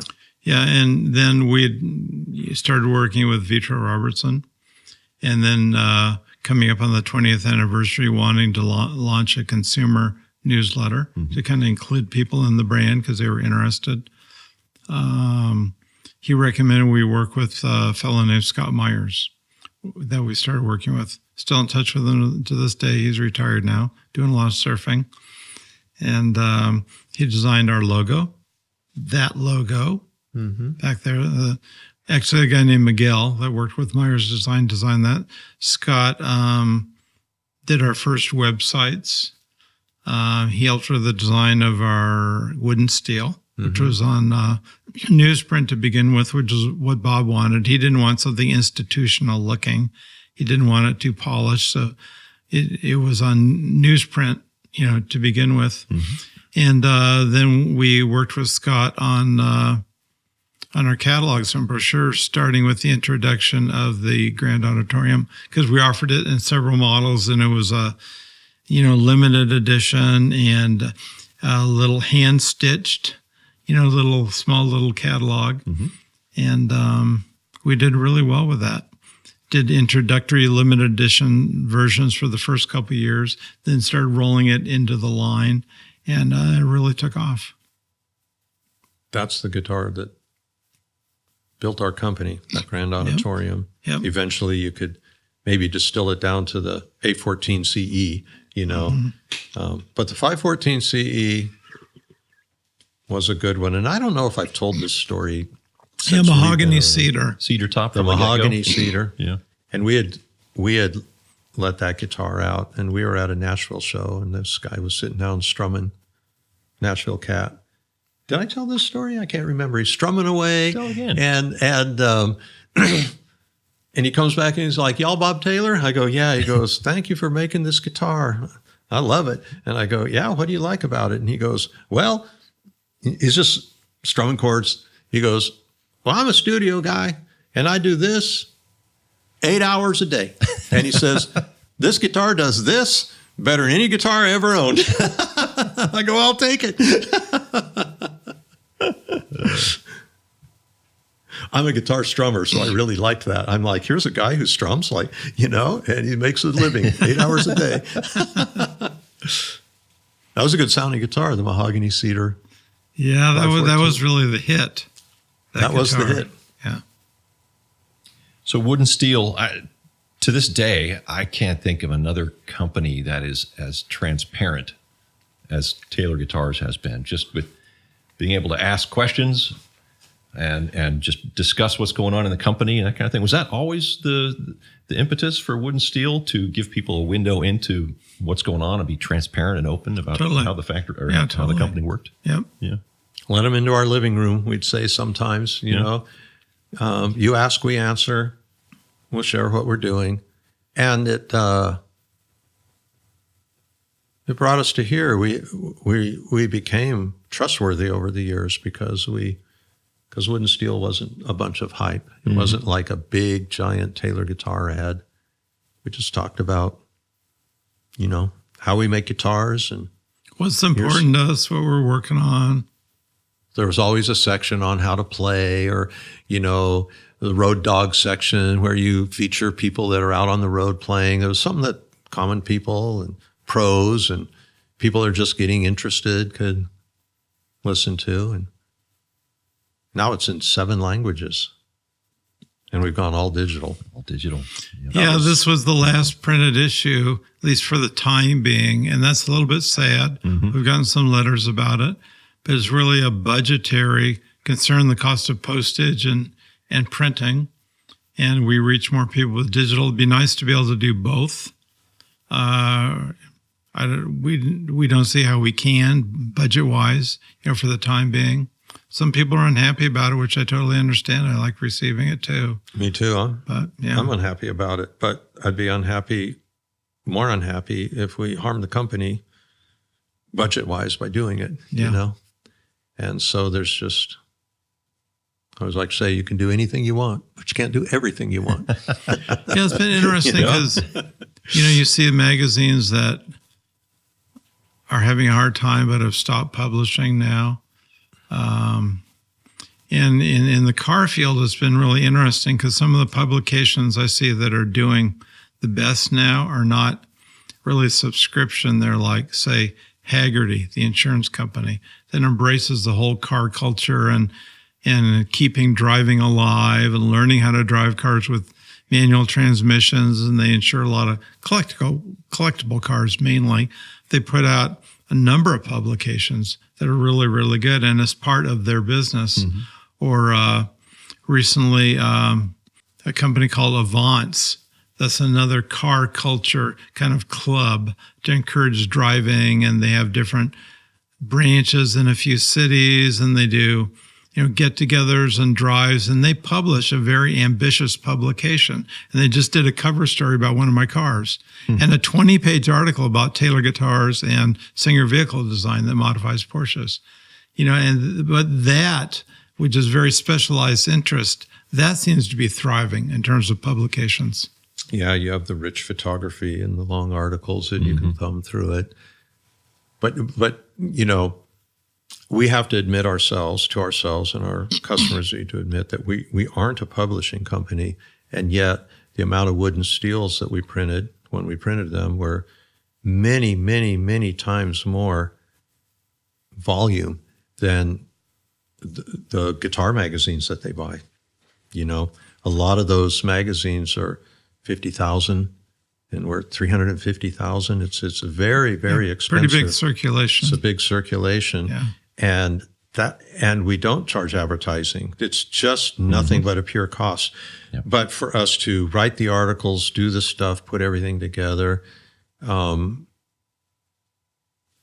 digital, one of the downsides we all know, it's not tactile. You can't just flip through it and come back to something that you dog-eared. But digital content is really important, and it makes it so easy to refer to things digitally with a hot link to, hey, check out this thing we saw that's really cool. Because one thing I loved about Wood and Steel was to share interesting things with people. But it's really hard to do that when those interesting things are a YouTube or something like that, and you're going to write the link on a piece of paper and someone's going to go copy it. They'll never look. But you can, well, we always had the digital version anyway. So anyway, it's a season. Yeah. But Wood and Steel, how many years is it now? 20? We started in 94. We've Quarterly. never missed an issue. Quarterly. Well, we switched from quarterly to 3 times a year several years ago. That's true, but we never stopped. We never whoops, we didn't get it out this time. We get it out. And it evolved from being a newsletter really to a magazine, because we used to separately produce a catalog. I mentioned Myers Design. I'd work with them on catalog design, which was always very expensive. And as soon as it was done and you'd print a couple of years worth of copies, it'd be obsolete the next month because of changes, which is one of the benefits of digital. Yeah. So they ended up over time merging, the catalogs we do in Wood and Steel to where it was a magazine, and it would contain all the stories and articles and opinions and things we're working on, as well as new guitars. But imagine, for example, some years ago when we bought an ebony mill, and I realized that there's 10 times more. Let's put it in a different way, that 1/10 of the wood that's cut has a possibility of being black, and 9/10 of it's not black and wasn't really being used in the industry, as being discarded, right? So it's not really there's 10 times more wood available if we use this. You got to look at the other way. 1/10 of the wood that's available would only qualify, and that's getting absolutely smaller. And that 10th is getting smaller as the whole pie is getting smaller. And so I introduced the fact that we're going to use ebony with color on our guitars. We introduced it on the 800 series rather than a baby Taylor. We have very specific amount of smokiness, we call it, on that model, and made the way. But imagine me making that announcement and saying this is what we're going to do without having 20 years of speaking to our customers through Wood and Steel. That's a great point. Yeah. Yeah. It would have just been nothing but a cost-cutting hype and scam to them. But since they knew me, trusted us, saw our story unfold.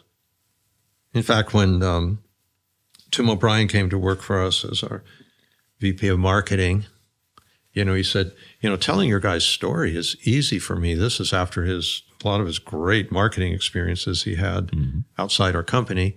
He goes, because you're not You've already been there. You're already talking to your customers. They already know that you have an environmental conscious. You didn't just get one yesterday and I have to tell that story. Right. You didn't just become this way with dealers yesterday magically and, and I have to tell that story. He goes, it's just easy to tell the story because you've set the groundwork and people know you and trust you. So the wood and steel has been very important. And I think that ebony example, we'll be putting 4-piece tops on guitars before long because that's the way the forests are going. But it's going to be believable when we talk about it because we've been sharing for so long. Right. What's going on. It's never a shock what we're doing. It's a shock on some forums here or there, but mostly not. And we go to the trouble of 7 languages now. So even all those people are getting it in their own language. That's a source of care that they don't feel from other companies. Yeah, it's hard to do. Yeah, we produce a lot of it's guitars. A big effort. We produce a lot of content too. That's Yeah. every year more and more. But the cool thing is, regardless of the medium, the stories from within Taylor will continue in wood and steel in one form or another. They do. And, we have these columns like Ask Bob, and really there's 20 questions that I've been asked for 28 years. And people say, you're getting tired of answering that question? I'm like, no, I'm not tired of answering that question. I'll answer it in a new way, in a new time, to all brand new people who are asking it for the first time. Just because people asked that question 2 years ago and 2 years before that and 3 years, it's brand new. There's people, you have to treat people like they're in it now. They're interested in it now. They're asking this question now, and I'm happy to answer it, and it makes a difference, right? Yeah, one of my favorite questions was somebody wrote in and said, Bob, I got this guitar and I just play it. And every day I play it and I don't want to go to work and I don't want to do anything. I just keep playing this guitar and I'm worried about it. Any suggestions? And Bob says, about what?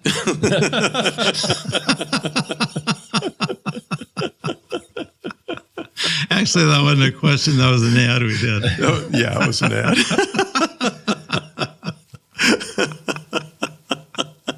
Humor is good. Humor is part of the culture. Another part of the 90s, and this tied into all the marketing and building the brand, was I knew, too, that we were going to need to be able to grow, and the marketing expenses and sales expenses and for the company to be profitable enough to be able to grow and retain earnings to grow on. I knew we were going to have to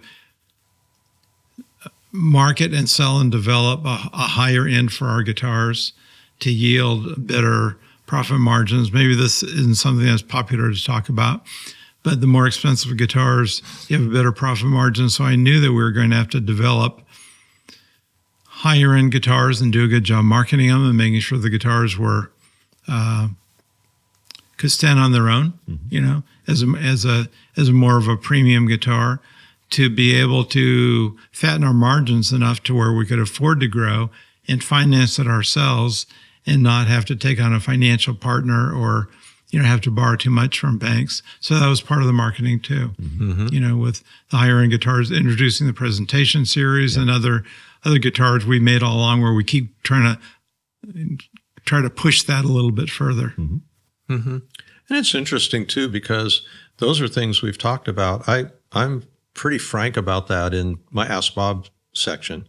I'll answer a lot. Why do you? I go, well, one reason is we want to make some money, and I've been able to talk to our clients, our guitar players that buy our stuff. It's like, there's kind of two categories. There's the money you earn and there's the money you spend, and the money you earn, you want it to be as much as it can possibly be. And you depend on the company that you work for or the company you own to be profitable so that you can make as much as you possibly can. So, Well, we're in that same boat.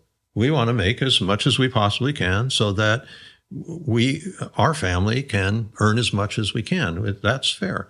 Now you're on the spending side. We offer a lot of ranges, but we're not giving you our money.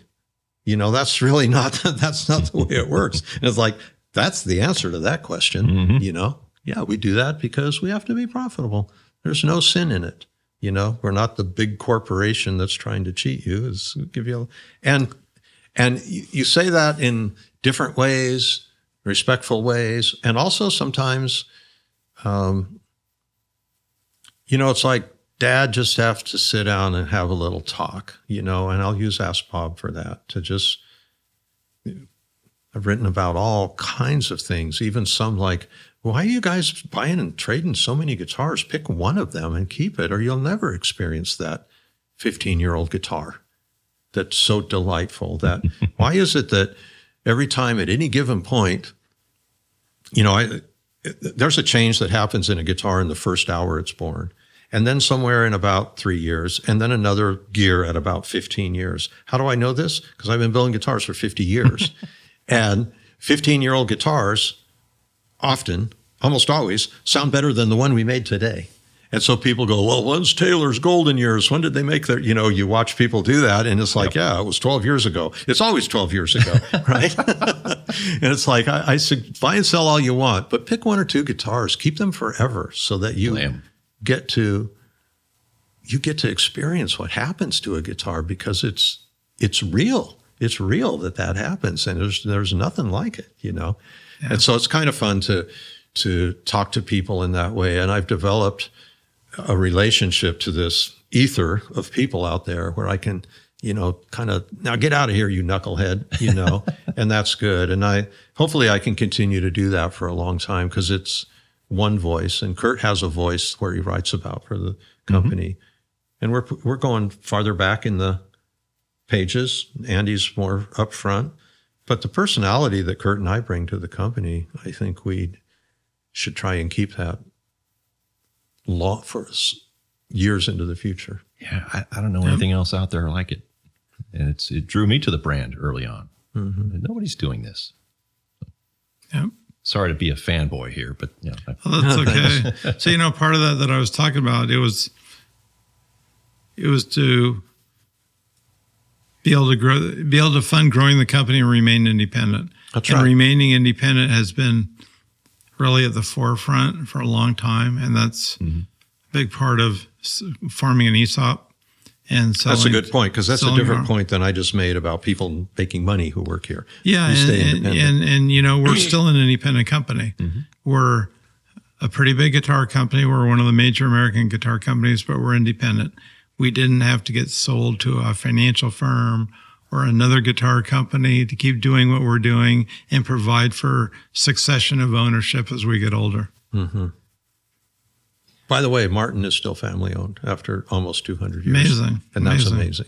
Hats off to Martin. No it's kidding. Always off to, I'm a fanboy of Martin. I'll be that for a long time. No kidding. Well, guys, let me run us through a few of the things that debuted in the 90s here. Feel free to stop me if you want to add any more color to it. So 1995, UV curable finish. It's cleaner, more durable, and thinner, tone enhancing. 1995, the acoustic bass. 1996, the birth of the Baby Taylor. You expanded your application. One of our ukulele projects. Yeah. Oh, yeah, is that? Yeah. Stan Werbin talked me into exploring building a ukulele, and halfway through drawing ukulele and thinking about all the tools, I'm like, why am I going to make these tools to make a ukulele when I could make these tools to make a little guitar? Let's see, 97, the Cajon guitar, and then the Leocati 6-string. 98, you expanded the line from 38 to 61 models. 98, you reintroduced the Koa series, a new Walnut series, Ovenkohl 400s, and a Sapele 300 series.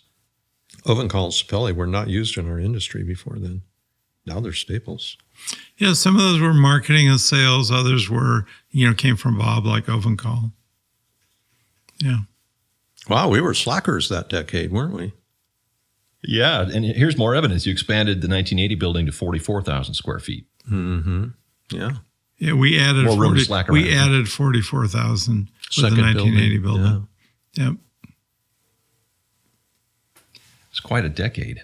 Now on that same block, there's the 25, the 44, the 11, the 10, the the 2010. 65,000 and 13,000 all on that. Oh, and the 18,000, there's a bunch of a lot of buildings there. Yeah. Well, that's how we interview candidates at the company. We drop them in the middle of the campus and ask them to find their way to the office. And that's what we do. We send guys out for the board stretcher. yeah. Run up to 1900 and come back with the board stretcher. I cut this one too short. Yeah. After they've been on the snipe hunt. Yeah. Well, it's an incredible trajectory, and I was excited to talk about the 90s just with what the company went through. And we didn't even touch on the Taylor neck, the NT neck, because the development work happened during the 90s. It was rolled out in 99. Mm-hmm. That's a whole story unto itself. Yeah, we should talk about that on another episode. And then to talk about with the next decade, the pickups, developing pickups, our own pickups. Yeah. That happened in early 2003. Yeah. We introduced that. That'll be part of the next decade. Yeah. And I might say we're still developing pickups. We're still developing guitars. I like to say, and I've said this more than once probably, but when I give somebody a tour through Taylor Guitars, I say, you're seeing today's Taylor guitars. You're not seeing yesterday's. Yesterday's Taylor guitars is gone. This one's here. And you're not seeing tomorrow's, right? You're just seeing today's. And at any given time, we're seeing Taylor guitars today, right? It's fun to go back and talk about the history. We can even talk about in some episodes what we hope to do in the future. But it's always changing, and we're still developing. And I'm still half unhappy with our guitars all the time, Really, seriously. You've been in meetings when you've heard me talk about it. I understand it. Yep. And I love that. Yeah. Well, guys, this has been great. Oh, sorry, Kurt. Didn't mean to cut you off and there. I'm thinking a little bit about the next decade already, and also how we'd gotten to a certain point, and we'll talk about this next time, where we plateaued in the early 2000s, and also we started rebuilding the personnel and management, because people had helped us get to that point, but didn't have the skills to take us to the next level. We started going through that in the early 2000s too. So it'll be part of the next. Yeah, and I'm lucky that I've had a partner that could always go to the next level, because imagine if I hadn't, Well, you went from 40 to 300 employees in 10 years, 9 years. Yeah. That trajectory is pretty crazy. You had to be doing something really well. Yeah. Did a lot well. We've we brought in the people that could help us at each moment in time. And it's gotten bigger than us now. And a company does get bigger than you, and eventually you could almost say it doesn't belong to you anymore. That's why succession has to be good, because you made something that you can't just let it go away, because there's too many people that depend on it. So you starting a company because you want to do something for yourself. And then one day you look at it and you're like, well, I can't just decide to close it up and walk away now that there's 1,500 people directly involved around the world, and then all of the ancillary people involved, from even the guys that's driving, container loads of guitars from here to wherever, and the people that sell our guitars that absolutely rely on it, and the artists that play them, that use them. And so all of a sudden, I hate to say it becomes the people's, but what I'm saying is you have a responsibility to someone other than yourself at that point, because you've made something that you can't just take back. At 300 people in 1999, were you feeling that at that point? Did that become evident? Not like it is today. Yeah. A little bit, but not like today. We were thinking about succession even back then, but not like today. We were still young and literally sword fighting our way through the day. 300 people wasn't easy street. I bet. You know? Yeah. It was a lot of work. Yeah. And we worked a lot. Luckily, we don't have to work that much anymore, but we can add perspective and advice and help a lot. But I still like to work. Yeah, it's different work now. It's different work. It's nice to be at this stage. It's rewarding to be able to do the work that we do now. Mm-hmm. Have a little bit more time off. Mm-hmm. Yep. Yeah. You'll see, Dave, in the future. Well, it comes fast. One day, Yeah. I don't know, sitting still is a concept I'm not familiar with. We're not sitting still. That's the point. Yep. We're both staring down 70 years of age. Next month for me. Yep. Yep. Wow. Thank you, Dave. Gentlemen, thank you. This has Dave, been thanks. great. Appreciate sharing all this with us, and I look forward to the next session. Super. Me Sounds too. good. Thank you. Thank you.